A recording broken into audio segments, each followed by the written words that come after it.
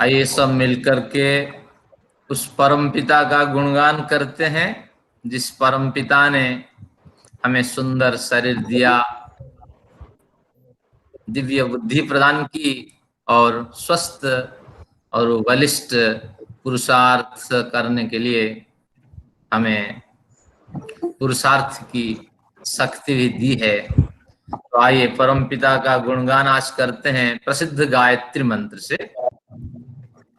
ओम भूर्भुवः स्वः तत्सवितुर्वरेण्यं भर्गो देवस्य धीमहि धियो यो नः प्रचोदयात्।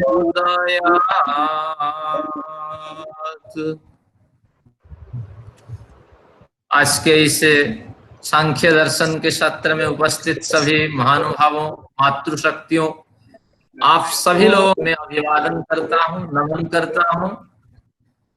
आयु से मैं आप लोगों से छोटा हूं और कईयों से बड़ा भी हूं, लेकिन मैंने भी इस शास्त्र में थोड़ा श्रम किया है।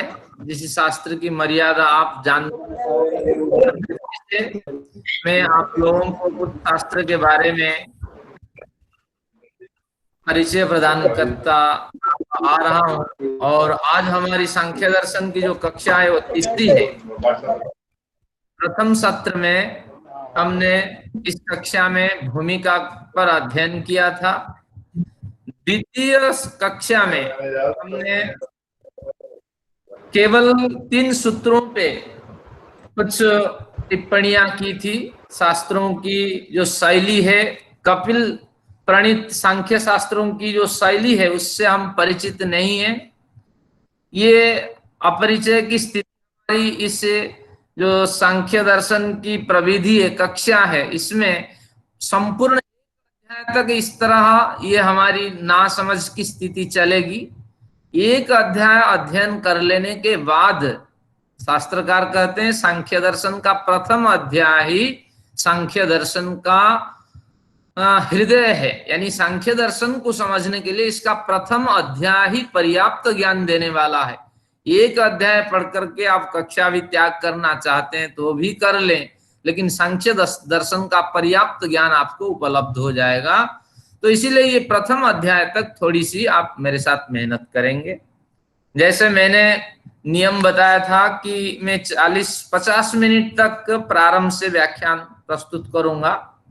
जहां कहीं अस्पष्ट हो, हमारी शैली है कि वहां अनम्यूट करके प्रश्न कर सकते हैं, क्योंकि मन के जो विचार हैं तत्काल हट जाते हैं और आप वेट नहीं कर सकते। अगर संयम है, लिख लेते हैं प्रश्न को, तो आप समय पे प्रस्तुत कर दें, नहीं तो कर सकते हैं। ऐसा जैसे मैंने कहा के समय भी हमारे गुरुजी ऐसे कहा करते थे। ये शास्त्र गंभीर शास्त्र है और सबके लिए प्रश्न यहाँ अनुमति है। आइए, मैं आज कुछ तो पढ़ाया नहीं और आपके प्रश्न सुनूंगा तो शास्त्रों में प्रवेश नहीं होगा। और 2 विषय मैंने आज लिया, इनको भी कवर करना है। अत्यंत पुरुषार्थ, इसका भी अध्ययन करना इस प्रकरण का। मोक्षोपदेश की सार्थकता, इस प्रकरण का अध्ययन करना। इस प्रकरण को अध्ययन करने से पूर्व आपको मैं पेन और जो नोटबुक के साथ बैठे हैं, मैं संकेत करता हूं कि अत्यंत पुरुषार्थ की सिद्धि यहाँ सूत्र संख्या 1 से 6 तक इस तरह ये प्रकरण चलेगा। और दूसरा जो प्रकरण आज हमने उठाया है, उस प्रकरण में मोक्ष उपदेश की सार्थकता, इसकी सूत्र संख्या होगी आपकी सूत्र संख्या 6 से 11। और इसको कवर कर लेने के बाद फिर तीसरे विषय पे मैं आपको संकेत करूंगा जो बड़ा रोचक रहेगा। प्रयत्न करते हैं ये 2 विषय पहले मैं कवर करूं। आइए समझते हैं अत्यंत पुरुषार्थ। सूत्र हमने पढ़ लिया था, पिछला सूत्र। इसमें कहा था कि त्रिविध दुख अत्यंत निवृत्ति आपकी हो जाएगी तो अत्यंत पुरुषार्थ की प्राप्ति होगी। तो इससे क्या समझ में आया त्रिविध दुखों से अगर सामान्य निवृत्ति होगी तो सामान्य पुरुषार्थ की प्राप्ति होगी। जितना आप तेल डालोगे उतनी देर तक तो दिया जलना ही है। तो इसीलिए कहते हैं अगर पूर्ण वैराग्य, विवेक वैराग्य और अभ्यास से युक्त होकर अत्यंत पुरुषार्थ की प्राप्ति के लिए दुख निवृत्ति, अत्यंत दुख निवृत्ति करने के अभिप्राय से आप प्रयत्नशील होंगे तो निश्चित रूप से सफलता मिलेगी। इसको और सरल भाषा से प्रस्तुत कर दें, पुरुष के दो प्रयोजन होते हैं। एक प्रयोजन उसका भोग की उसके लिए प्राप्ति हो जाए, दूसरा प्रयोजन है उसको अपवर्ग की प्राप्ति हो जाए। अपवर्ग से अभिप्राय है कि जिस स्थान पे पहुंच जाने के बाद जीवात्मा के नाम भी मिट जाता है, रूप भी मिट जाता है, और उसकी संज्ञा, क्वालिफिकेशंस जो उसके साथ जुड़े हुए थे ये सारे मिट जाते हैं। केवल चेतन चेतन ही बना रहता है, और संपूर्ण एक चेतन के अंदर जितने दिव्य गुण हो सकते हैं संपूर्ण दिव्य गुणों के साथ वो उभरता रहता है। तो उसी को हम अपवर्ग कहते हैं। वो पुरुष का परम पुरुषार्थ है या अत्यंत पुरुषार्थ है। अपवर्ग की प्राप्ति अत्यंत पुरुषार्थ है और भोग की प्राप्ति सामान्य पुरुषार्थ है।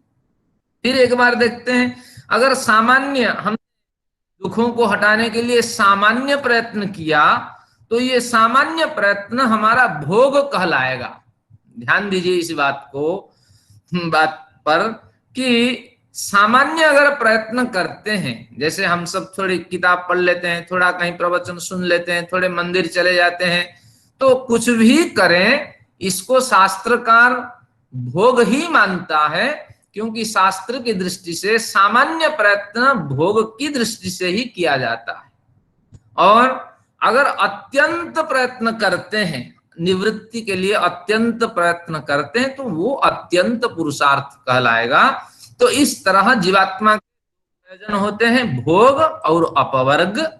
भोग उसका सामान्य पुरुषार्थ है और अपवर्ग उसका अत्यंत पुरुषार्थ है।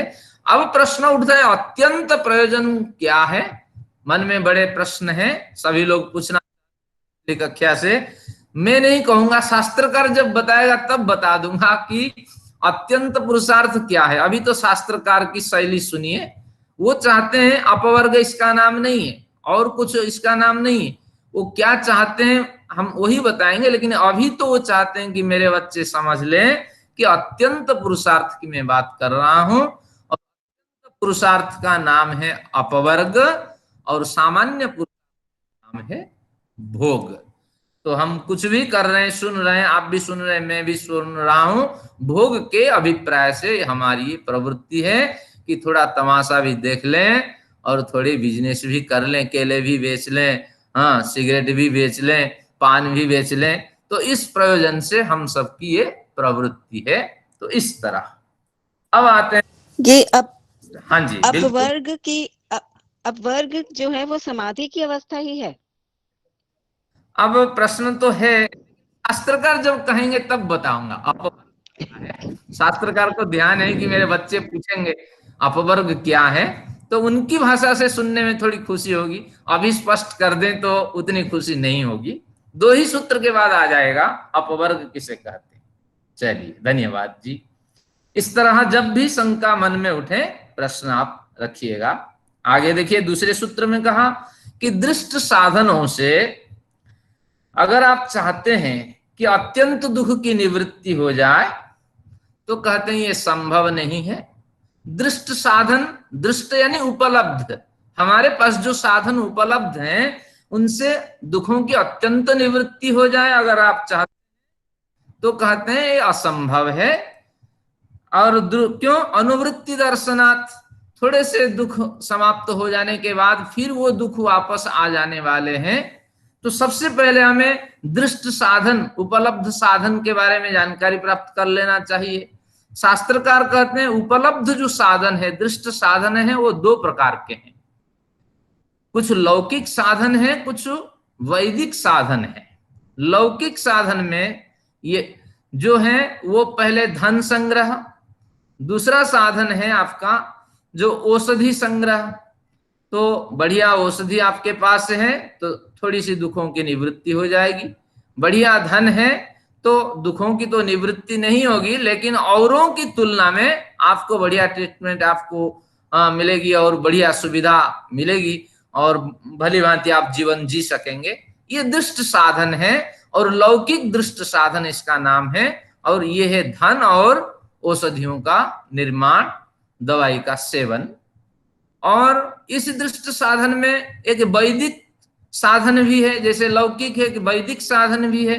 इस वैदिक साधन में यज्ञ याग आदि के द्वारा, स्तुति प्रार्थना आदि के द्वारा हम थोड़ी रिलैक्सेशन महसूस कर सकते हैं। जैसे आप बीमारी से पीड़ित हैं, योग निद्रा की शैली अपनाइए, जब सोते हैं परमेश्वर का चिंतन करिए। कभी योग निद्रा की स्थिति योग दर्शन आदि प्रकरण में आते हैं, परमेश्वर का स्मरण करिए, मैं उस कारण शरीर में अपने को विलीन कर रहा हूं, अपने को स्थापित कर रहा हूं। इस तरह मनन के साथ अगर आप सोते हैं तो संपूर्ण दुख कष्टों से थोड़ी देर के लिए निवृत्ति हो जाएगी। तो इस तरह यज्ञ याग आदि प्रक्रिया से, स्तुति प्रार्थना आदि से आपको थोड़ी सी दुख निवृत्ति होगी। और साथ में अगर यम नियम का पालन करते हैं, अष्टांग योग का साधन करते हैं एक व्यवसायी की तरह, जैसे विश्वविद्यालय में पढ़ाते हैं हम सब, तो उसी तरह अगर एक अध्यापक की तौर पे आप अष्टांग योग का अनुष्ठान करते हैं, केवल वाचिक पढ़ाते हैं, जिसको शाब्दिक ज्ञान कहते हैं, पढ़ाते हैं और उसका आनंद लेते हैं, बच्चों को उससे प्रभावित करते हैं, केवल उतने तक शाब्दिक ज्ञान तक आपका ज्ञान सीमित रहता है, तो इसको हम कहते हैं कि ये एक वैदिक साधन है, दृष्ट साधन है। इससे दुखों की निवृत्ति नहीं होगी, क्योंकि आपने जो पढ़ा दूसरों से वही तो पढ़ाया। साधना के स्तर पे आपका कोई इसमें अधिकार नहीं रहा, आप प्रवृत्त हुए नहीं। तो उस तरह जो दृष्ट साधन है, लौकिक और वैदिक, ये दोनों साधन, भले ही अष्टांग योग का अनुष्ठान कर ले, भले ही मेडिटेशन के कैंप लगा ले, लेकिन ये सब शाब्दिक ज्ञान के आधार पे हुआ, साधना अंदर में कुछ नहीं हुई। जब अंतः प्रेरित साधना नहीं होगी, जैसे हमारी कक्षा में बहुत से लोग 6:45 बजे यहाँ पहुंच चुके थे, तो आप समझ लेना चाहिए। तो उसी तरह समय के अनुकूलता जिनमें है, उत्कंठा उन्हीं में है, श्रद्धा उन्हीं में है। तो उस तरह अगर स्वतः प्रेरणा से आपकी प्रवृत्ति नहीं हुई, तो ये सारे जो वैदिक साधन, ये भी आपके लिए निरर्थक सिद्ध होंगे। केवल ये क्लरिकल वे में काम के ये साधन बन जाएंगे, लेकिन साधना के ये साधन नहीं बनेंगे। तो इसलिए अब दूसरे सूत्र में क्या हमने पढ़ा कि दृष्ट साधन जो लौकिक साधन है, धन और औषध संग्रह, और जो वैदिक साधन है यज्ञ याग आदि स्तुति प्रार्थना, अष्टांग योग का अनुष्ठान केवल शाब्दिक ज्ञान के माध्यम से, इनसे भी दुखों की अत्यंत निवृत्ति नहीं होगी, थोड़ी सी निवृत्ति होगी, लेकिन निवृत्ति अपनी अनुवृत्ति दर्शनात्, निवृत्ति हो जाने के बाद भी ये दुख दोबारा लौट के आएंगे, क्योंकि दिनचर्या आपकी सुधरेगी नहीं। और जब सुधरेगी नहीं, भले ही दिनचर्या इस जीवन में सुधर जाए, आप योगी हैं, अष्टांग योग के अनुष्ठाता है, लेकिन आपके बढ़िया कर्म संस्कार न होने के कारण अगले जन्म में भी आप इसी स्थिति में आएंगे, या इससे गिरी हुई स्थिति में आप आगे पहुंचेंगे। तो इस तरह कहते हैं ये अत्यंत निवृत्ति नहीं है। तो अब कहते हैं कि दुखों की अत्यंत निवृत्ति दृष्ट साधन से जब नहीं होगी, तो फिर एक नया प्रमाण देते हैं कि प्रतिदिन प्रात्यहिक क्षुत प्रतिकारवत, प्रतिदिन क्षुधा और पिपासा की निवृत्ति के लिए जिस तरह आप भोजन करते हैं, बार बार भोजन करते हैं, फिर जो 24 घंटे के मूवमेंट है उस हिसाब से फिर अगले दिन आपको भूख लगने लगती है, बाद 6 घंटे 8 घंटे में, जैसी आपकी दिनचर्या है, शरीर तो उसी तरह काम करता है। इसलिए अब फिर भोजन पहुंचाते हैं, फिर इसके बाद भोजन पहुंचाते हैं, इस तरह 100 साल तक हमारी जिंदगी में हम पहुंचाते रहते हैं। तत्प्रतिकार चेष्टनात्, उसी तरह बाहरी दुनिया में भी उसकी निवृत्ति के लिए आप प्रयत्न करते रहते हैं। तो भूखों की निवृत्ति के लिए जैसे प्रयत्न है, दुखों के लिए भी ऐसे ही आपका प्रयत्न चलता है, कोई विशेष इसमें नहीं है। इसलिए इसको भी आप अगर अत्यंत पुरुषार्थ कहते हैं, ये भी गलत है। इसको तो हम मानते हैं पुरुषार्थ है, पुरुष का एक प्रयोजन है, और पुरुष के दो प्रयोजन मैंने बताया था, भोग और अपवर्ग। जब सामान्य प्रयत्न करता है उसको हम भोग के कैटेगरी में मानते हैं, और विशेष प्रयत्न न होने के कारण ये भी कोई महत्वपूर्ण नहीं है। जब दुख आए उसकी निवृत्ति के लिए भले ही लौकिक उपाय अपनाएं, भले ही वैदिक उपाय अपनाएं, दोनों ही बराबर है। आयुर्वेदिक दवाई खाएं या एलोपैथी खाएं, है तो बराबर। साइड इफेक्ट की बात ही दूर, बीमारी से तो निवृत्ति नहीं हुई ना। तो ये इसका कहना है। अब आते हैं चतुर्थ सूत्र से, हम आज की कक्षा प्रारंभ करते हैं। सर्वासंभवात, सर्वासंभवात संभवेपि सत्ता संभवात, संभवेपि सत्ता संभवा ध्येयः प्रमाण कुशलैः, ध्येयः प्रमाण कुशलैः। इसलिए मैं दोबारा पढ़ता हूं। बहुत से संस्कृत विद्वान तो हैं, लेकिन जो सामान्य व्यक्ति हैं उनको शुद्ध उच्चारण करना आ जाए। जैसे उदयवीर की पुस्तक देखेंगे, उसमें तोड़ करके लिखा गया है। उदयवीर पुस्तक पे बड़ी श्रद्धा रखिए, उस जैसे विद्वान आज मिलेंगे ही नहीं। भले ही आनंद प्रकाश को आप माने, आनंद प्रकाश उदयवीर को कोट ही करते हैं, इन्हीं से विचार उठा उठा के थोपते हैं, लेकिन उदयवीर तो एक प्रामाणिक विद्वान है। तो अब वो उदयवीर की पुस्तक से शब्दों को, तोड़े हुए शब्दों को आप देख लेना जो स्वाध्याय करना है। अब मेरे साथ चलिए। सर्वासंभवात, सर्व जमा असंभवात, सभी साधनों से अत्यंत दुखों की निवृत्ति असंभव है। सभी साधनों से, लौकिक और वैदिक दोनों साधनों की अभी चर्चा हुई। तो सभी साधनों से, और भी अगर कोई साधन आपको जुटता हो तो वो भी इसमें अप्लाई कर ले। सभी साधनों से सर्व असंभवात, सभी साधनों से दुखों की अत्यंत निवृत्ति असंभव होने से। फिर कहते हैं संभवेपि, थोड़ी देर के लिए दुखों की निवृत्ति संभव हो जाने पर भी। सत्ता संभवात, दुखों की सत्ता वहां बनी रहती है। तो सत्ता संभवात, सत्ता की वहां संभावना, सत्ता की वहां संभावना बनी रहने से। कहां? इसी संसार में आपके कर्माशय के साथ, आपके व्यक्तित्व के साथ दुखों की सत्ता बनी रहने से। हे यह, जब तोड़ देंगे ध्येय तो उसमें हे यह शब्द निकलेगा। तो हे यह, इसीलिए ये सारे जो साधन हैं, ये सभी साधन है यह है। सर्व साधन प्रकार है यह, सभी प्रकार के लौकिक वैदिक साधन प्रकार को हम हेय मानते हैं। हेय यानी त्याज्य मानते हैं, छोड़ देना ही मानते हैं। छोड़ देने के लिए ही मैं उपदेश करता हूं। कौन कहते हैं? कपिल अपने मां से कहते हैं। तो इसलिए वैदिक उपाय भी आपको बचा नहीं सकते, न लौकिक उपाय बचा सकते हैं। और इसको हमें छोड़ देना है। इसके पीछे क्या तर्क है? प्रमाण कुशलैहि हेयः इति मन्यते। तो प्रमाण कुशल, प्रमाण शास्त्र आदि प्रमाण शास्त्रों से जो कुशल व्यक्ति हैं, जो विद्वान हैं, प्रमाण कुशली इतने शब्द का अर्थ है जो कुशल व्यक्ति हैं, जो विद्वान लोग हैं, प्रमाण आदि के द्वारा, प्रमाण प्रमेय आदि के द्वारा जो परीक्षा करते हैं, ये ग्रहणीय है या ग्रहणीय नहीं है, इस तरह परीक्षा करने वाले व्यक्तियों के द्वारा कहा गया है कि सभी लौकिक वैदिक साधन को आपको छोड़ देना चाहिए। अगर अत्यंत पुरुषार्थ आपकी कामना है, अगर सामान्य पुरुषार्थ आपकी कामना है, भोग आपकी कामना है, तो कई तरह के बिल्डिंग बनाइए, कई तरह के बिजनेस शुरू करिए, और कई तरह की जीवन शैली से आप गुजरे। तो इसीलिए ये कहता है कि हमें हर पुरुष का परम पुरुषार्थ की ओर प्रवृत्ति, पुरुष की प्रवृत्ति होनी चाहिए। अगर नहीं है तो भोगमयी प्रवृत्ति बनेगी और सामान्य पुरुषार्थ की प्रवृत्ति बनेगी। फिर इस तरह उधेड़ बुन में हमें मृत्यु प्राप्त कर फिर इसी शरीर में आना या इससे बदतर स्थिति में आना, ये शास्त्र का हमारे लिए उपदेश है।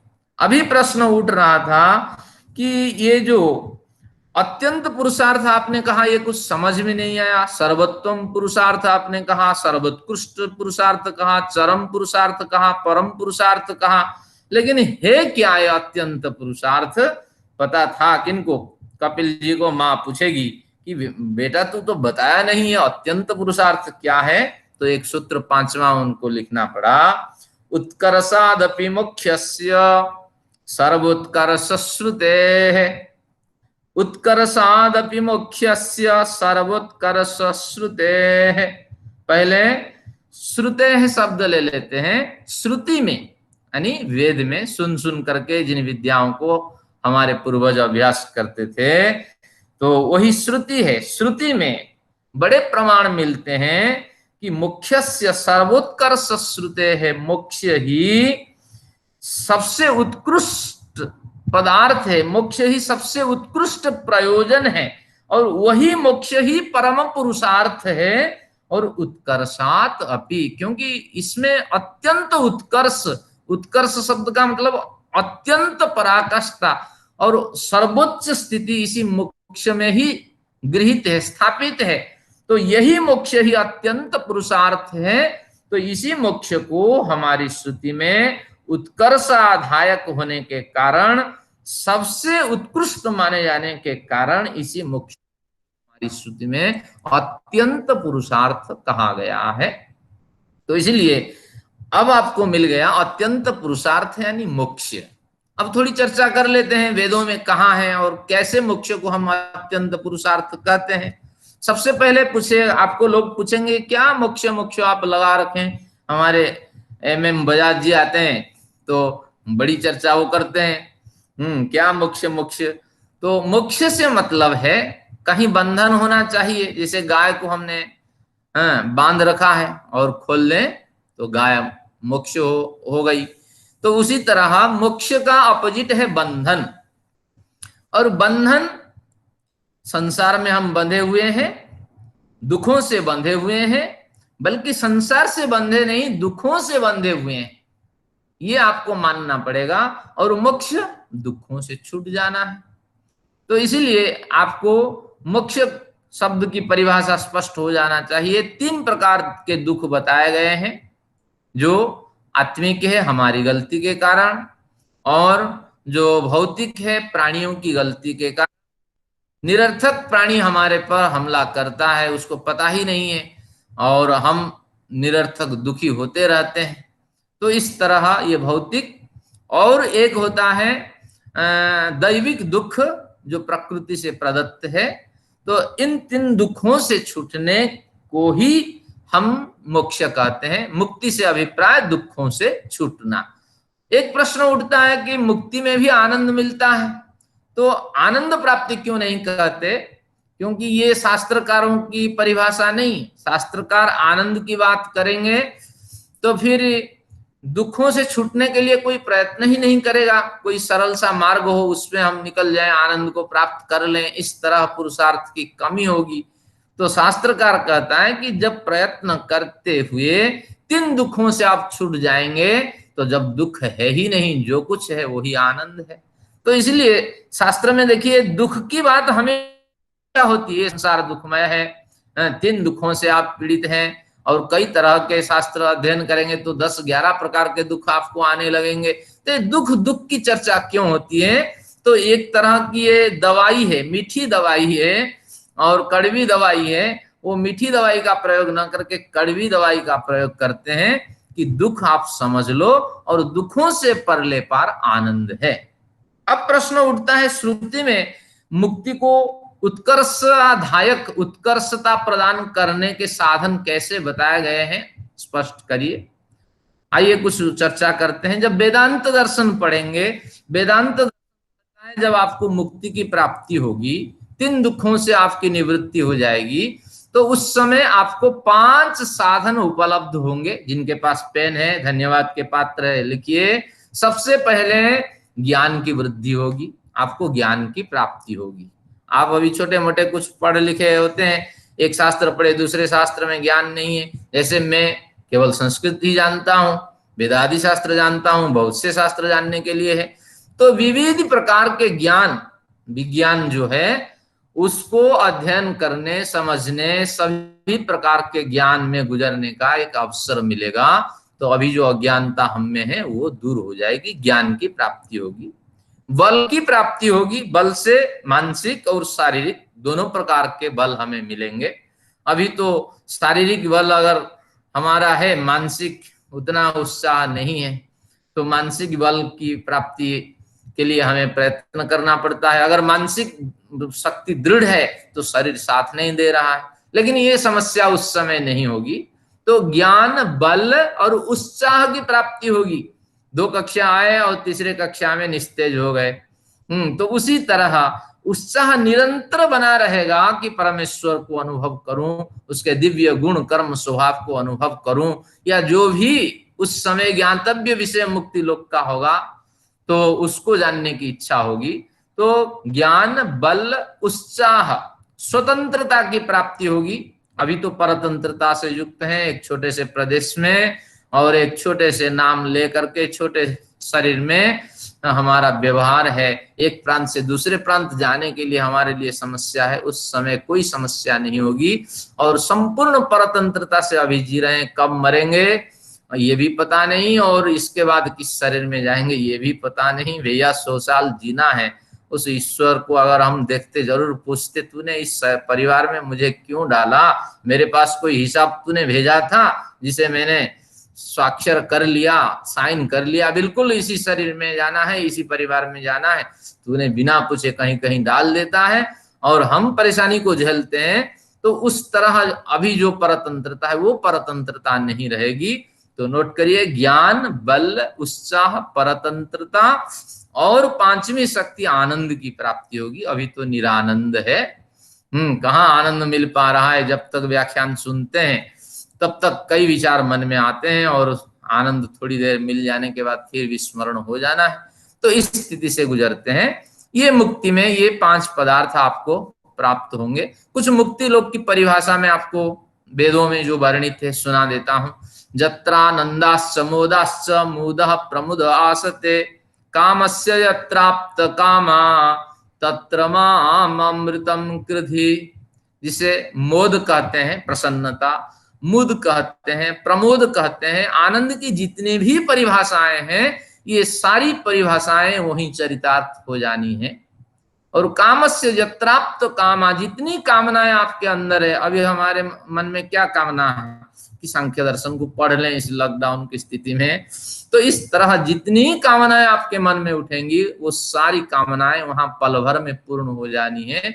तो इस तरह ऋषि कहते हैं, तत्र माम अमृतम कृधि, तत्र अमृतम लोकम माम। उस अमृत लोक में है परमेश्वर, हो सके तो मुझे पहुंचा दो, या कोई साधन ऐसे उपलब्ध कराओ जिन साधनों से होकर मैं उस लोक तक पहुंचूं, गुजरूं। जत्र सुधा च तृप्तिश्च तत्र माम अमृतम कृधि, जहां स्वयं को धारण करने की शक्ति भी विद्यमान है और तृप्ति, संपूर्ण संतोष जहां उपलब्ध है, तो उस लोक में है परमपिता, हो सके तो मुझे पहुंचा दो। तो उस तरह ये कहाँ पे है? ना ऋग्वेद के 9वें मंडल और 117 में सूक्त आप अध्ययन करेंगे, पूरा एक मुक्ति लोक का प्रकरण आता है। तो इस तरह वेदादि शास्त्रों में मुक्ति लोक की बड़ी चर्चा हुई है और इस मुक्ति लोक को प्राप्त करने के लिए ऋषियों की बड़ी तपस्या रही है। तो ये कहते हैं, उत्कर्षादपि, उत्कर्षशील होने के कारण मोक्ष को ही सर्वोत्कृष्ट स्थिति प्रदान किया गया है वेदों में। तो इसलिए यही मोक्ष ही अत्यंत पुरुषार्थ है। अब मैं पूछूंगा प्रश्न, मोक्ष किसे कहते हैं? ना 3 प्रकार के दुखों से छूट जाना है। आनंद की प्राप्ति क्यों आपने मोक्ष की कैटेगरी में इसकी गिनती नहीं की? तो आपको कहना होगा कि शास्त्रकार आनंद की बात ही नहीं करते हैं। वो कहते हैं जो समस्या है, ज्वलंत समस्या है, उनसे आप निवृत्ति प्राप्त कर लो। न्याय दर्शन में एक बढ़िया प्रकरण आता है, हमारे विद्यार्थी जो बैठे हैं वो जानते हैं कि एक व्यक्ति के सिर में बोझा रख दिया जाए और उसको कहा जाए 1 किलोमीटर चल जाने के बाद आपको बड़ी शांति मिलेगी, बड़ी खुशी मिलेगी, बड़ी प्रसन्नता मिलेगी, भोजन पकवान बढ़िया मिलेगा और इसके साथ आपको कई करोड़ों रुपए मिलेंगे। अब वो बोझा लेकर के जो उसके बस की नहीं है, वो बड़ी व्यग्रता से निकलता है, 1 किलोमीटर कैसे क्रश हो, उसकी जीवन सुधर जाए। लेकिन थोड़ी देर जाने के बाद वो लड़खड़ाने लगेगा, वो तो सोचेगा बोझा ही निकल जाए यही, मुझे नहीं चाहिए वो करोड़ रुपए, नहीं चाहिए, मुझे जो तकलीफ हो रही है वो तकलीफ ही पहले निवृत्ति हो जाए, इस तकलीफ से निवृत्ति हो जाना ही मेरे लिए करोड़ों रुपए के बराबर है। तो बोझा वहीं पटक देगा। कोई व्यक्ति नहीं चाहता अपना अहित हो, अपनी हत्या करना कोई नहीं चाहता। तो इसीलिए शास्त्रकार कहता है कि ये मनुष्य की एक टेंडेंसी है, प्रवृत्ति है कि सबसे पहले वो दुखों से हट जाए। तो दुखों के परले पर जो है, जो शास्त्र वर्णित सिद्धांत है वो है, या और भी कुछ हुए हम तो नहीं जानते हैं, लेकिन वो हमें मिलना ही मिलना है।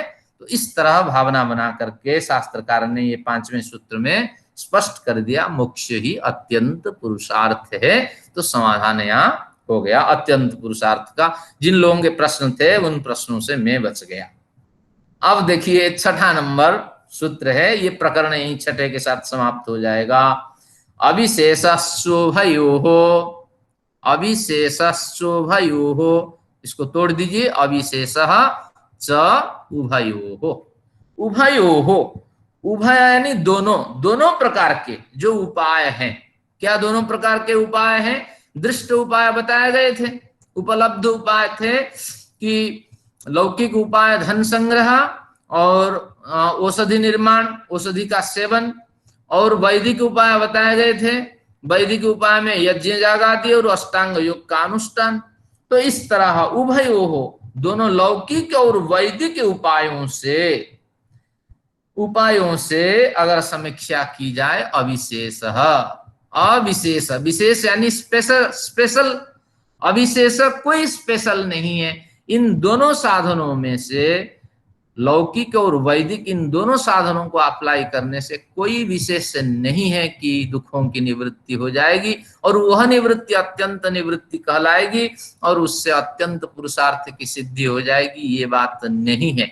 जो मंदिर जाते हैं उनकी भी दुख निवृत्ति नहीं होगी, और नहीं जाते हैं उनकी दुख निवृत्ति नहीं होगी। जो धर्म पे विश्वास नहीं करते हैं उनकी दुख निवृत्ति भी नहीं होगी। जो धर्म पे विश्वास करते हैं, मंदिर तीर्थाटन आदि जाते हैं, उनकी भी दुख निवृत्ति नहीं होगी। तो दुख निवृत्ति के जो दो साधन बताए गए थे, लौकिक वैदिक, इन दोनों में बराबरी की स्थिति है। सामान्य दुख की निवृत्ति होगी, और सामान्य दुख की निवृत्ति को हम क्या कहते हैं? भोग की प्राप्ति। तो इसलिए भले ही आप यज्ञ याग आदि करें, वैदिक हैं, लेकिन शास्त्र की दृष्टि से आप भी भोग की इच्छा रखने वाले हैं। और भले ही आप अविद्वान हैं, मूर्ख हैं, तो भी व्यापक भोग की इच्छा रखने वाले, यही परिभाषा होगी, सामान्य और व्यापक भोग की इच्छा। लेकिन अत्यंत पुरुषार्थ की दिशा में आप जाने वाले नहीं हैं। तो फिर क्या करना पड़ेगा? अत्यंत पुरुषार्थ की दिशा में हम कैसे जाएं? तो इसी सांख्य शास्त्र में आएगा कि अत्यंत पुरुषार्थी वही होगा, ऋते ज्ञानान्न मुक्ति ही। पहले ज्ञान संग्रह के लिए शास्त्र आदि को अध्ययन करना पड़ेगा। फिर कहते हैं बंधो विपर्जयात, जब तक आप ज्ञान संग्रह में आर्ष साहित्य का स्वाध्याय नहीं करेंगे तब तक विपरीत ज्ञान आपको मिलता रहेगा। और विपर्जयात बंध, विपर्जय यानी विपरीत ज्ञान से आपका बंधन बना रहेगा। संसार में अगर आर्ष साहित्य के स्वाध्याय के बिना इस संसार से चल दिए तो विपर्जयात, विपर्जय आपके पास है और फिर बंधन होगा। फिर कहते हैं कि क्या कहते हैं? न समुच्चय विकल्पो, हाँ, इसमें समुच्चय और विकल्प कुछ नहीं। आप कहें कि ज्ञान साधना जो है वो संभव नहीं है, ये ज्ञान साधना के व्यतिरिक्त और कोई विकल्प नहीं है क्या? कोई सरली सी छोटी सी पगडंडी नहीं है जिसपे चल करके हम ये जो अत्यंत पुरुषार्थ को प्राप्त कर लें? तो कहते हैं ना विकल्प। समुच्चय 4-5 साधन मिलकर के क्या हमें ये अत्यंत पुरुषार्थ की प्राप्ति नहीं होगी? थोड़ा सा साधना कर लें, थोड़ी सी समाज की सेवा कर लें, हाँ, थोड़ी सी मेडिटेशन आदि की क्रिया कर लें, तो इससे क्या ये अत्यंत पुरुषार्थ की प्राप्ति नहीं होगी? तो कहते हैं न साधन न समुच्चय विकल्पो नियत कारणत्वात्, ज्ञान ही इसमें नियत कारण है। जैसे जैसे शास्त्रों का अध्ययन करेंगे उसमें जो ज्ञान मिलेगा वही ही आपको अत्यंत पुरुषार्थ देने में नियत कारण है। न समुच्चय विकल्पो। इसी शास्त्र में आएंगे, सूत्र का अभी स्मरण में करा रहा हूं, जब आएंगे तब बड़ा आनंद मिलेगा। तो इससे क्या मिला, ज्ञान मिल गया। मान लीजिए सांख्य शास्त्र आपने पढ़ लिया तो क्या हो जाएगा ना, जिसको ज्ञान हो जाता है वो आपने अपनी पटरी बढ़िया ढंग से बैठा लेता है। तो ज्ञान होने से निर्विप्लवा विवेक ख्याति की मांग रहेगी। जैसे मेरी समझ है, मैं भी एक ज्ञानी हूं, 6 दर्शन का अध्ययन करने वाला हूं, और एक स्वामी विवेकानंद है, वो भी 6 दर्शन का अध्ययन करने वाले हैं। दोनों में क्या भेद है, मेरे में निर्विप्लवा विवेक ख्याति नहीं है। निर्विप्लवा विवेक ख्याति मतलब न डिगने वाली समझ नहीं है, मैं गृह त्याग नहीं कर पाया, गृहस्थी बना। लेकिन उनमें क्या है ना, निर्विप्लवा विवेक ख्याति है। तो मैं सामान्य पुरुषार्थी बन के रह गया, लेकिन वो अत्यंत पुरुषार्थ के मार्ग में चले गए।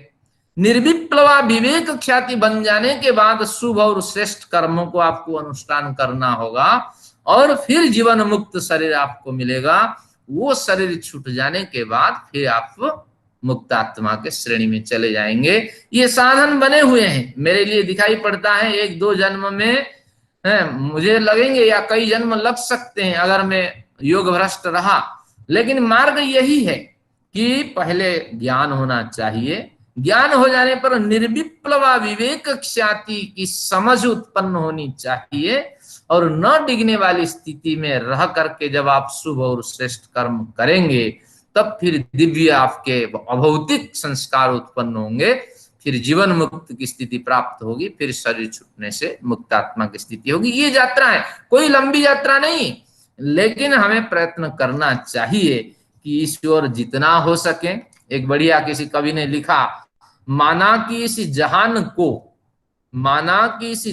को गुलशन बना सके, माना कि इस जहान को गुलशन बना सके, मगर कांटे कुछ कम कर ही तो गए, मगर कांटे कुछ कम कर ही तो गए, गुजरे जिधर से हम।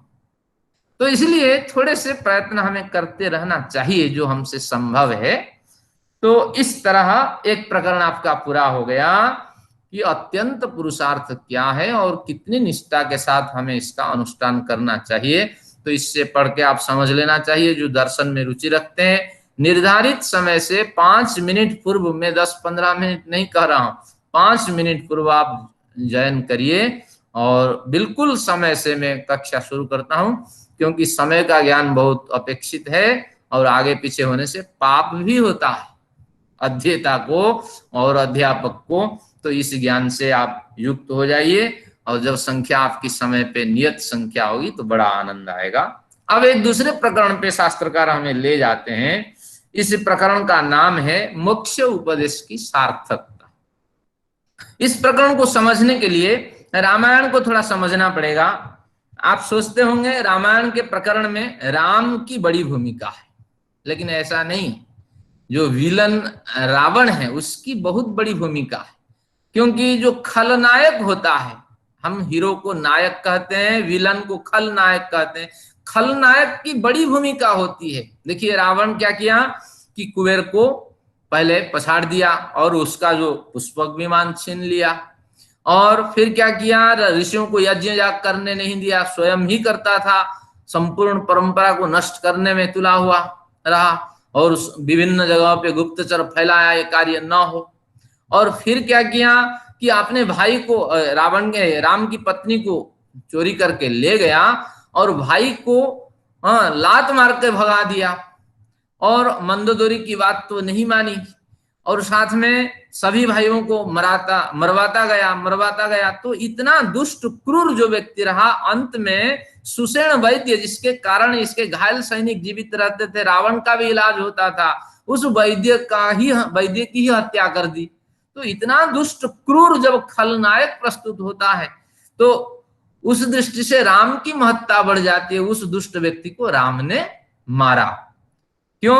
राम ने कोई बड़ी लड़ाई नहीं की, हजारों सेना, निरर्थक सेनाओं की हत्या नहीं की, या भयंकर अस्त्र चला करके तबाही मचा दी, ये बात नहीं है। राम बिल्कुल न्यायपूर्ण युद्ध करते थे, लेकिन राम की जो महत्ता है, युद्ध में जो महत्ता है, रावण के कारण ही ये महत्ता दिखाई पड़ती है। तो उसी तरह यहाँ जो हमारे मोक्ष उपदेश की सार्थकता में पूर्व पक्ष उत्तर पक्ष दोनों होंगे। पूर्व पक्ष से मतलब है कि ऋषि अपने विचार रखता है मन में। जैसे मैंने कहा, आपने गाड़ी निकाली और गड्डी में बैठ के आप सोचते हैं बाएं जाऊं या दाएं जाऊं।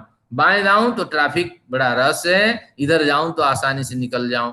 तो उस तरह मन में जैसे विकल्प उठते हैं, तो ऋषि अपने मन में विकल्प उठाते हैं, फिर उसका समाधान करते हैं। तो पूर्व पक्षी जबरदस्त यहाँ हमला करेगा, इसको हम पूर्व पक्षी कहते हैं। फिर जो उत्तर पक्षी है उसका नाम सिद्धांती है। देखिए पूर्व पक्षी क्या हमला कर रहा है।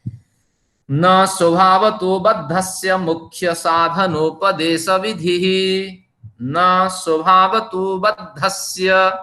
जीवात्मा बद्धात्मा कहलाता है, एक शरीर में बंधा है, एक देश में बंधा है, एक ज्ञान में बंधा है। तो इसलिए स्वभावतः बद्धस्य, न को अभी रख दीजिए, बाद में जोड़ देंगे।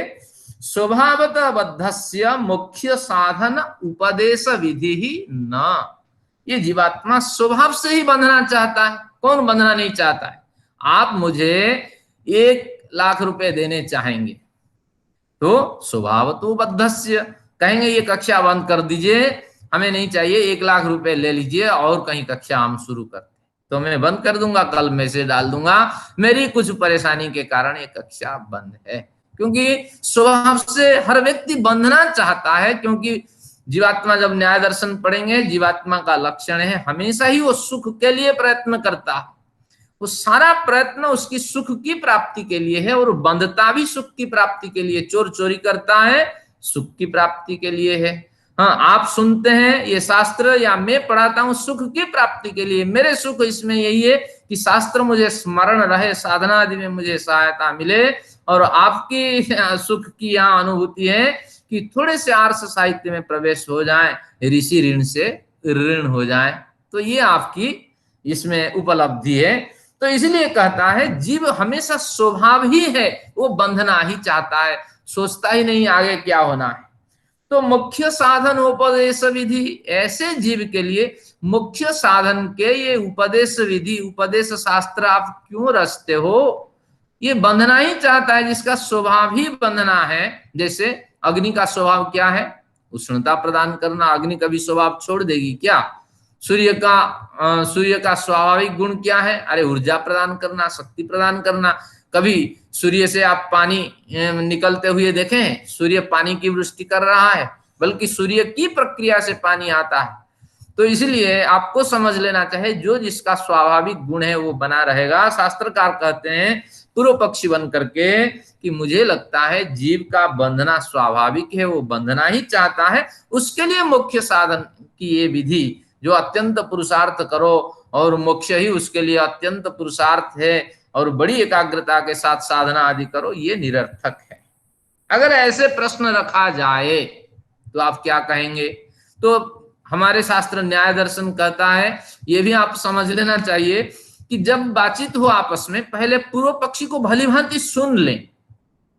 जो बहस होती है, शास्त्रार्थ होता है, शास्त्रार्थ का नियम है कि जो प्रश्न रख रहा है, प्रस्ताव रख रहा है, उसको भली भांति सुने। 5, 7, 10 जितना वाक्य कहता है पहले सुन ले, इसके बाद अपना विचार रखें। लेकिन ऐसे नहीं होता। हमारे बातचीत के जो शैली पता न होने के कारण कोई कुछ कहता है तो तत्काल हम उसका जवाब देने चाहते हैं। कोई हमें गाली दे, उसके मुंह से खत्म नहीं होगा, माँ की शब्द खत्म नहीं होगा, हम बहन शब्द भी जोड़ देंगे, पत्नी बेटी भी जोड़ देंगे। तो इसलिए शास्त्र की शैली समझना चाहिए। 3-4 प्रश्न वो लगातार झड़ी लगा देगा, फिर समाधान इसका मिलेगा। तो पता लगता है स्वभाव से जीव बंधना चाहता है, अतः न मुख्य साधन उपदेश विधि। ऐसे बद्ध जीवों के लिए ये मुख्य साधन के उपदेश निरर्थक है। चलो हम अब कक्षा नहीं करेंगे, क्यों निरर्थक कक्षा करके समय खराब करें। फिर दूसरा कहते हैं, दूसरा सिद्धांति का दूसरा पक्ष रहता है, दूसरा प्रमाण क्या रहता है, देखिए। स्वभावस्यानपायित्वा दननुष्ठान लक्षणम अप्रामाण्यम। स्वभावस्य अनपायित्वात्, जीव के जो स्वभाव होते हैं, जीवात्मा के जो स्वभाव होते हैं वो अनपाई होते हैं, कभी खत्म ही होते नहीं है, समाप्ति ही नहीं होते हैं, स्वभाव जो छूटता ही नहीं है। अरे गुस्सेलू व्यक्ति कभी अपना गुस्सा छोड़ देगा क्या? पूर्व पक्षी कह रहा है। जो कामी व्यक्ति वो कभी अपना काम स्वभाव छोड़ देगा, लोभी व्यक्ति कभी लोभ की प्रवृत्ति छोड़ देगा क्या? जब नहीं छोड़ेगा तो स्वभाव जो है वो चिपका हुआ उस व्यक्ति के साथ रहता है।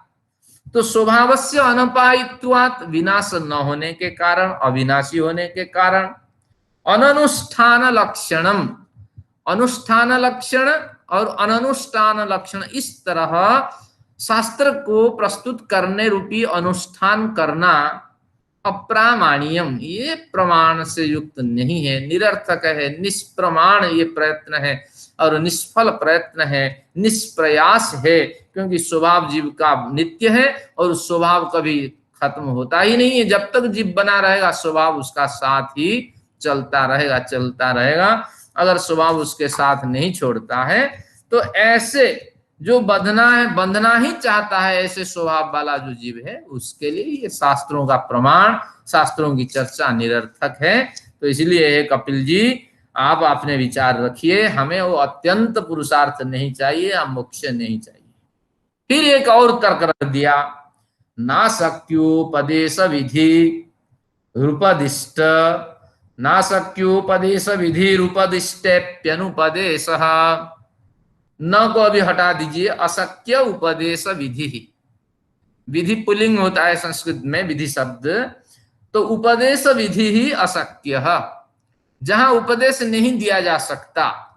जैसे मैं सड़क पे नुक्कड़ पे बैठ के इस तरह उपदेश दूं तो लोग 10 रुपए, 5 रुपए, 1 रुपया सिक्का ला करके डालेंगे, तो इसलिए वहां ये उपदेश नहीं चलेगा। यहाँ तो आप घंटे भर सुनते हैं।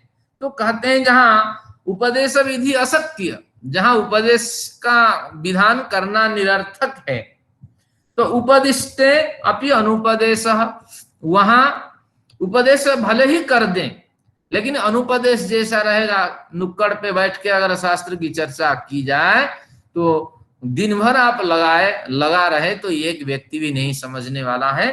तो इसलिए जीवात्मा के लिए ये उपदेश निरर्थक है, हमें कोई लाभ इससे नहीं मिलने वाला है, इसलिए इसको छोड़ दीजिए। तो इसलिए बंध है, बंधना चाहता है, तो ये कभी मुक्त हो नहीं सकता। इस तरह सिद्धांत, ये 3 प्रश्न इस तरह जबरदस्त रावण जैसे हमला करता है दूसरों पे और राम की छवि उससे निखरती है, तो इस तरह अब हमले हो गए। अब देखिए सिद्धांति क्या कहते हैं।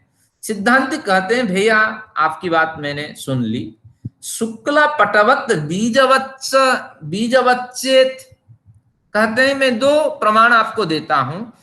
जीव के साथ उसका स्वभाव हमेशा बना रहता है, जैसे वस्त्र के साथ शुक्लता, क्योंकि वस्त्र कहां से बनता है? रुई से, कपास से, और रुई कपास का जो स्वरूप है, कलर क्या होता है? सफेद।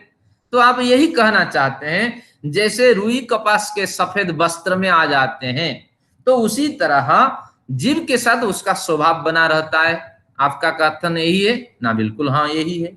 बीजवच्च, बीज के अंदर हजारों साल जिंदा रहने की जैसे जीवन शक्ति बनी रहती है, छोटा सा बट का बीज है, उसके अंदर हजारों साल उस बट वृक्ष को जीवंत रखने की शक्ति जिस तरह मौजूद होती है, वो एक स्वाभाविक शक्ति है। तो उसी तरह जीव के साथ उसका स्वाभाविक शक्ति बनी रहती है कि मैं हमेशा बंधा रहूं, मैं मुक्त भुक्त होना नहीं चाहता। तो इसको आप मानते हैं या नहीं? ना हाँ, हम मानते हैं। बिल्कुल जीव के साथ उसका बंधित होने का जो स्वभाव है वो उसी तरह है जैसे वस्त्र में शुक्लपन, सफेदपन, और बीज में उसकी जीवनी शक्ति होती है।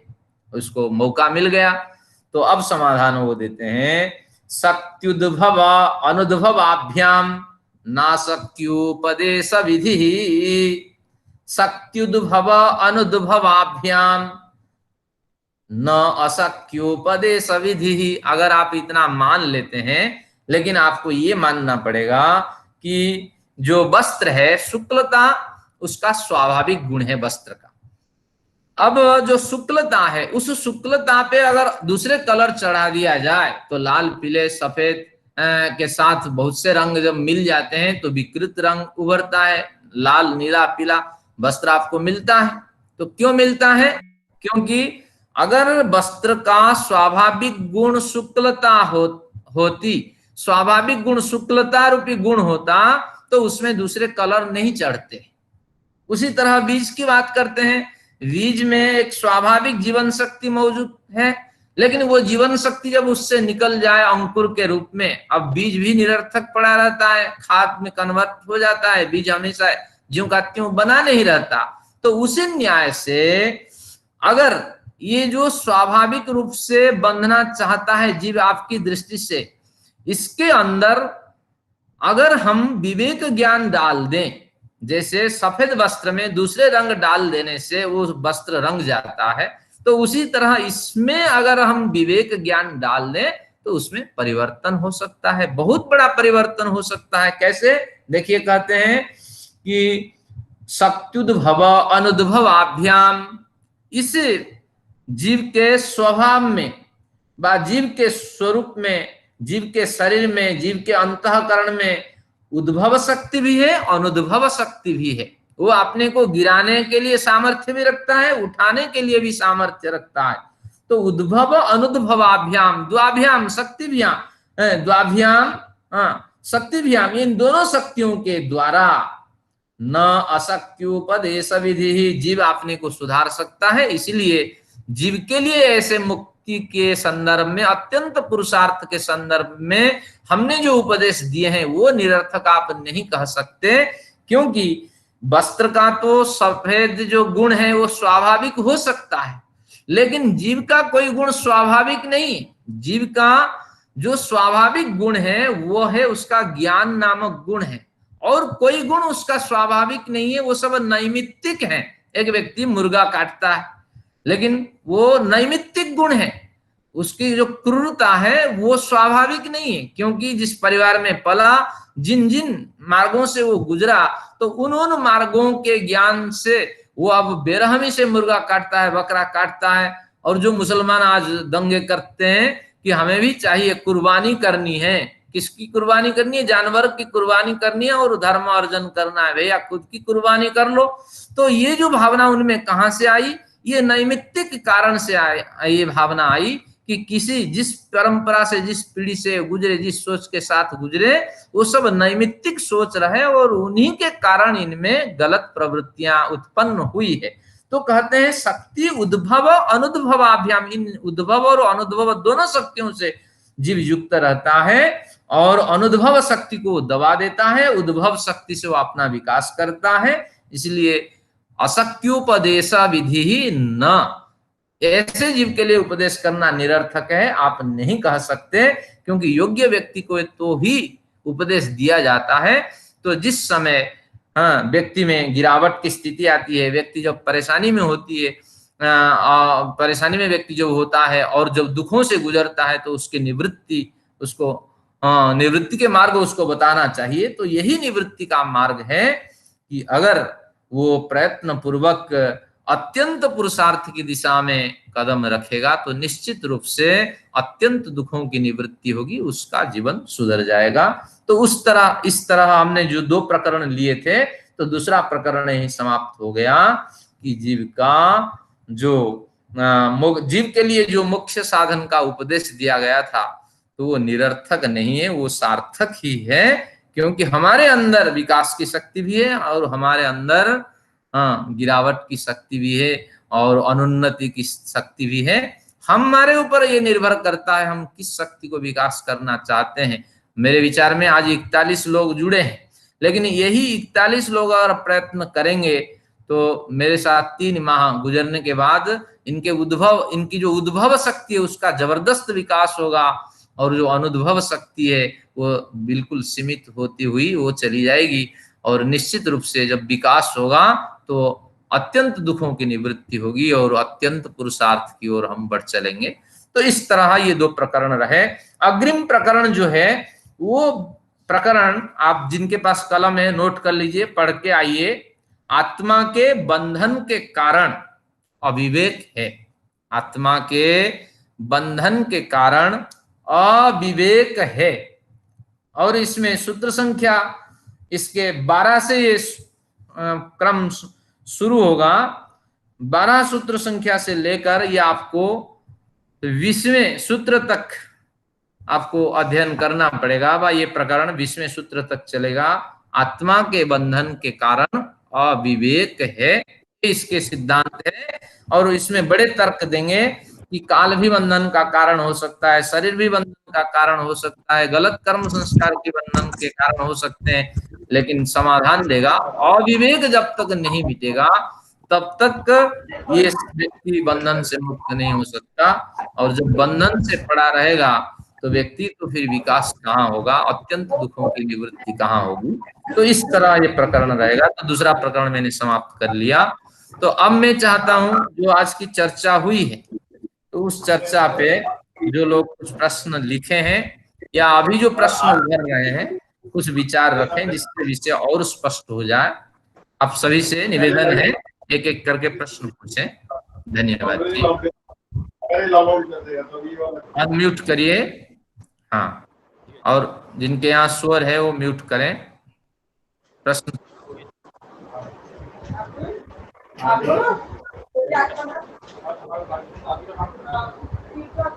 कहीं से आवाज आ रही है?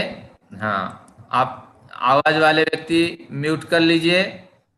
प्रश्न रखने वाले व्यक्ति प्रश्न रखें। हाँ। मुझे लगता है कि एकाग्रता से आपने नहीं सुना, तो हाँ, रखिए प्रश्न। अब मैं कुछ प्रश्न रखता हूं, मुझे उसका उत्तर दीजिए। अत्यंत पुरुषार्थ से क्या अभिप्राय है? अत्यंत पुरुषार्थ से, हाँ, मोक्ष। अब मुख्य से क्या अभिप्राय है? तीनों प्रकार के दुखों से निवृत्ति। हाँ, आनंद क्यों मुख्य की संज्ञा में नहीं आता है? आनंद को हम क्यों नहीं मानते हैं कि आनंद ही मुख्य प्राप्ति का परम स्रोत है?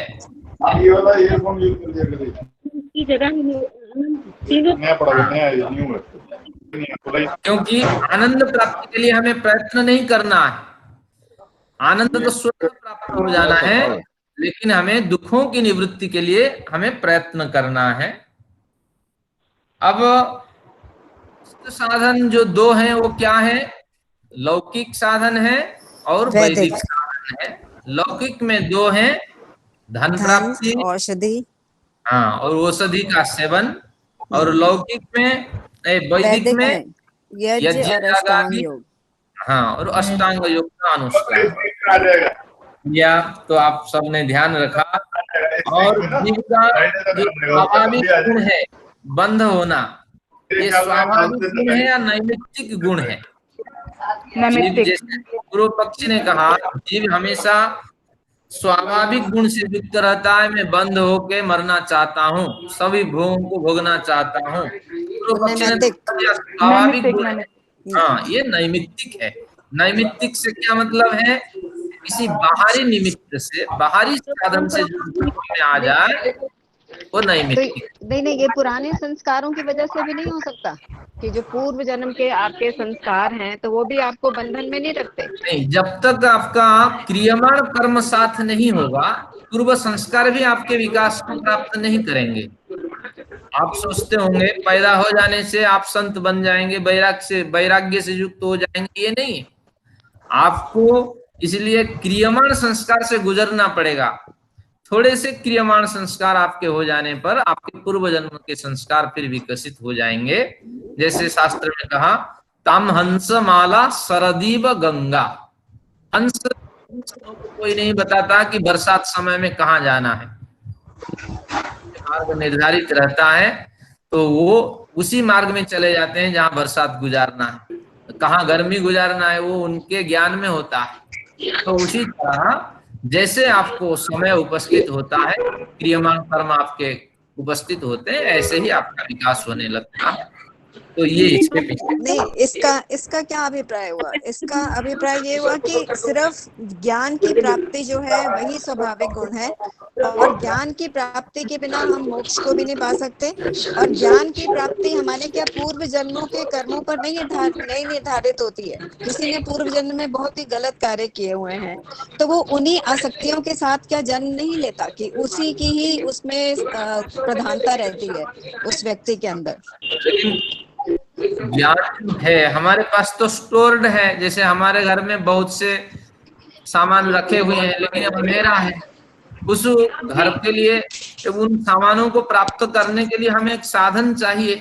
जैसे बिजली बत्ती हमने जलाई तो तत्काल साधन दिखने लगते हैं, तो उसी तरह सारे संस्कार हमारे अंदर मौजूद होते हैं अंतःकरण में वर्षों जन्म जन्मांतर के, लेकिन जब साधन उपस्थित हो उसको झलकाने की, व्यक्त करने की, प्रकाशित करने का साधन उपस्थित हो तभी वो प्रकाशित होते हैं, अन्यथा नहीं होते हैं, वो जन्म ही ऐसे गुजर जाता है। हाँ, बहुत यही मैं कहना चाह रही हूँ कि प्रवृत्ति उन्हीं लोगों की होती है जो इस तरफ जिनका झुकाव होता है।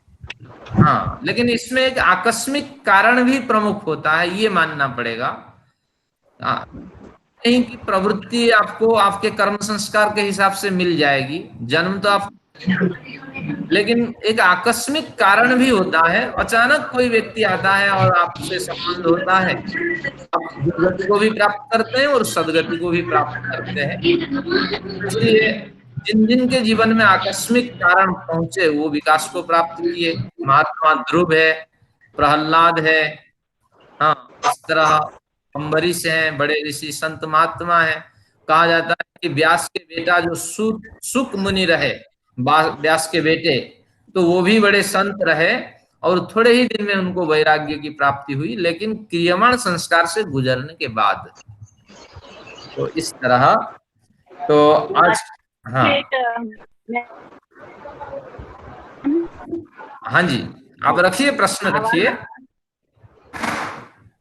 आचार्य जी, एक प्रश्न था। आध्यात्मिक दुख तो हमारे हाथ में है, लेकिन आदि भौतिक और आदि दैविक तो हमारे हाथ में नहीं है, उनसे कैसे हम छुटकारा प्राप्त कर सकते हैं? क्या बढ़िया। 3 दुखों से अगर आप पीड़ित रहते हैं तो कोई कंपेंसेशन आपको नहीं मिलने वाला है। ध्यान रखिए कि नहीं होना है, 3 दुख न आए इसके लिए प्रयत्न करिए। लेकिन आध्यात्मिक और जो आधि भौतिक, आधि दैविक और आधि भौतिक, इन दुखों से हम छुटकारा प्राप्त नहीं कर सकते। कोई साधन हमारे पास नहीं कि इनसे हम बचें, क्योंकि आधि भौतिक अचानक होता है, निरर्थक ये दुख मिलता है, और आधि दैविक भी अचानक होता है, निरर्थक होता है। ये तो हमें झेलना ही झेलना है। लेकिन आध्यात्मिक स्तर में भी हमें केवल प्राणियों से अगर हमें बिना हमें दुख पहुंचता है तो वहां एक कंपेंसेशन है। अगर कोई प्राणी निरर्थक हमें पीड़ा देता है और वो मनुष्य श्रेणी का प्राणी है, तब जाकर के उसके कर्माशय से कुछ हमें कंपेंसेशन मिल सकता है। लेकिन इस अतिरिक्त बिल्ली भी हमें काट दिया, बिल्ली भी हमें काट देती है, और अगर ईश्वर भी मार देता है या शेर खा जाता है, भल्लू खा जाता है, इनसे कोई कंपेंसेशन नहीं। सर्प भी हमें मार के चला जाए, कोई कंपेंसेशन नहीं। तो इसलिए इस जन्म में आना ही हमारे लिए दुख है। अतिरिक्त केवल मनुष्यों के स्तर में ही कंपेंसेशन देने वाला है, लेकिन तीनों दुख ही दुख है।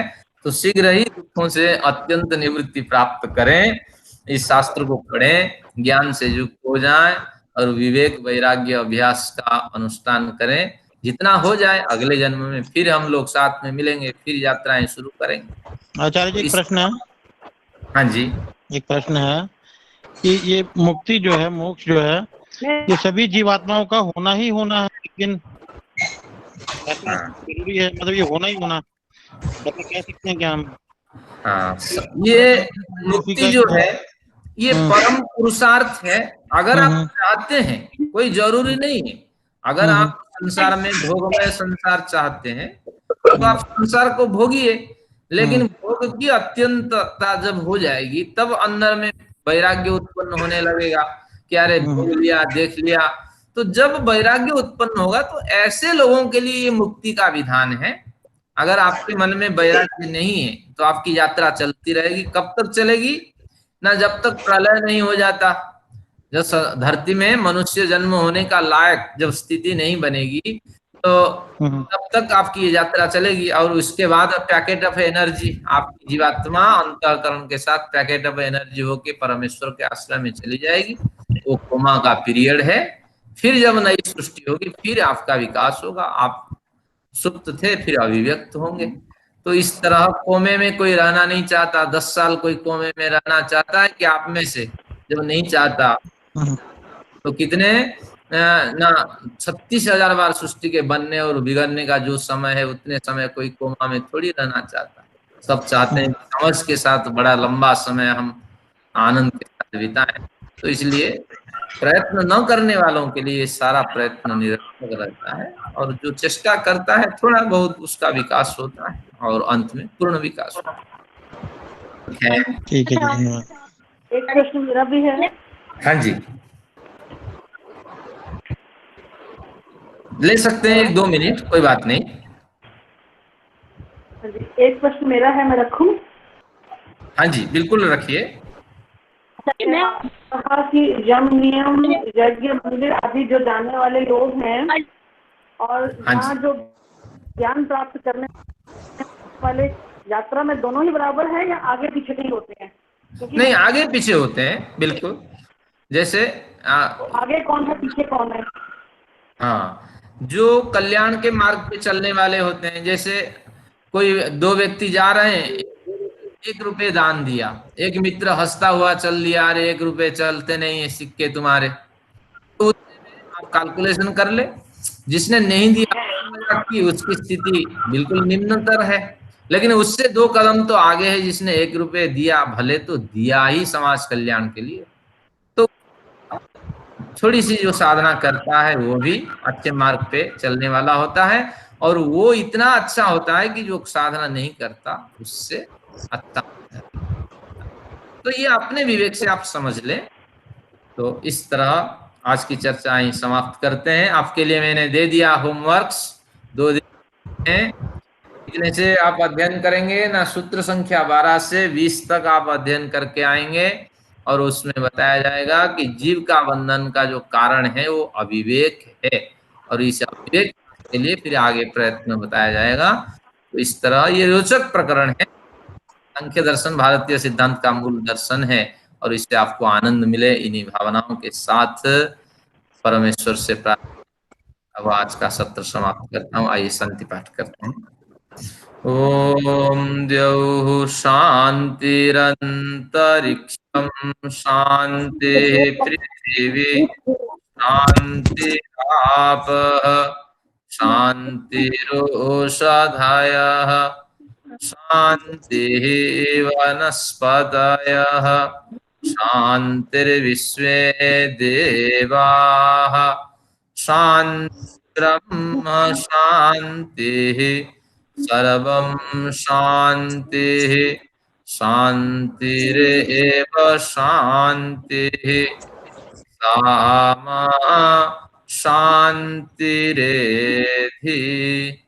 ओम शान्तिः शान्तिः शान्तिः। इस प्रकार विविध शांति का पाठ करते हुए हम भी 3 प्रकार के जो दुख हैं उनसे छूट जाएं और हमारा जन्म शांत हो जाए। इस तरह निरंतर परमेश्वर से प्रार्थना करते रहिए। ओम।